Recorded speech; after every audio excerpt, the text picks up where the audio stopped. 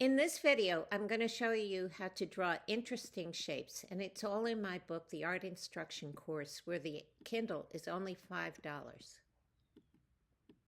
Let's look at these four vases. In the first one, the width increases at a constant rate, creating straight lines. So this is the least interesting of the four.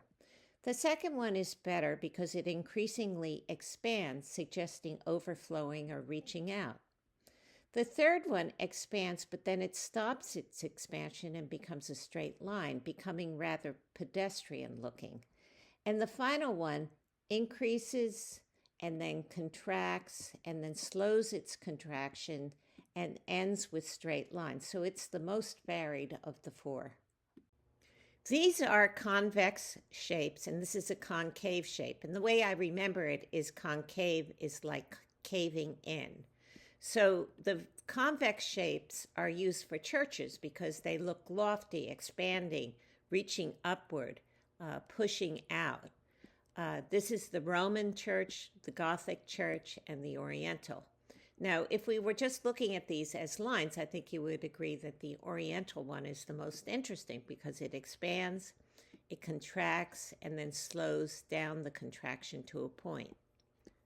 The concave shape, however, appears crowded, contracted, and weak, so it wouldn't be used for a church.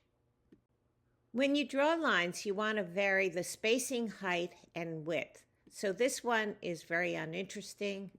This one is better because it swoops down and then goes up, making it unpredictable. A staircase effect like this is good for rocks and walls, and this V pattern is used for pine trees, and again, vary the spacing, height, and width. Rather than using a simple shape to frame an image, try one that's more interesting, like this blue outline. The foliage framing this house adds some mystery, leaving room for the eye to travel to the focus.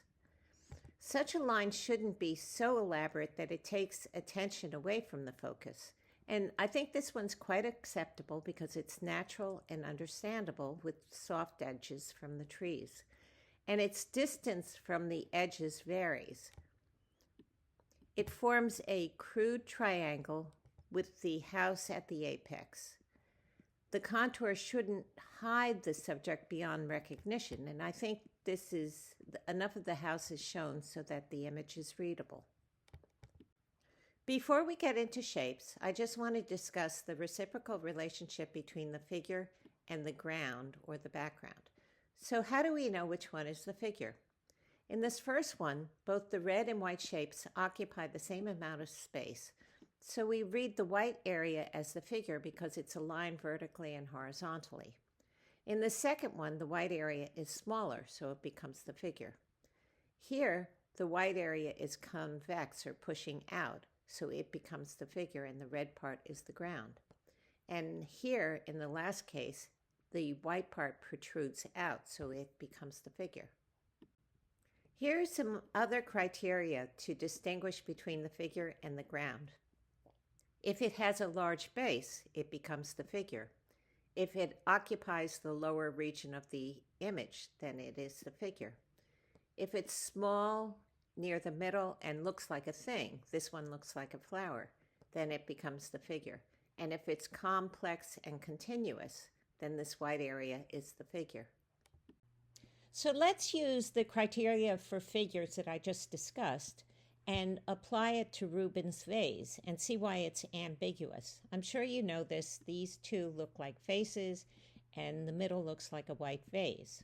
So they have the extremes of values, black and white. They occupy the same amount of space. They're symmetrical.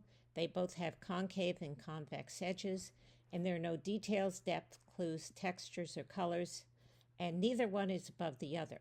So those are all the reasons why this image is ambiguous. Now, we see faces just because we're more attracted to faces than to man-made objects like vases. If we go into a room, we're going to look at somebody's face. We're not going to look at a vase. So that's the powerful visual magnet that tells us that these are two faces looking at each other. Now, why would we see a vase? Well, it's in an enclosed space. It's centered and it has a broad base. And interestingly, we can see one or the other, but we can't see both at the same time. The zebra's coat is ambiguous. Is it a white animal with black stripes or a black animal with white stripes? The reason it's ambiguous is that there are only two of the most extreme values, black and white. They cover the same amount of space.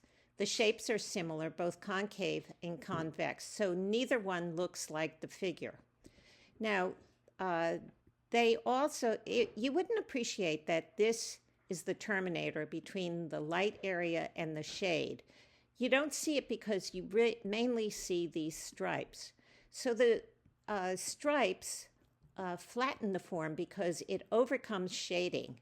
And so it makes the zebras look flat. They don't look like things, but that's okay with them because they don't want to look like things because they could be a dead thing. The other takeaway is that if you have a very strong design like this, it flattens a figure because it overcomes the shading.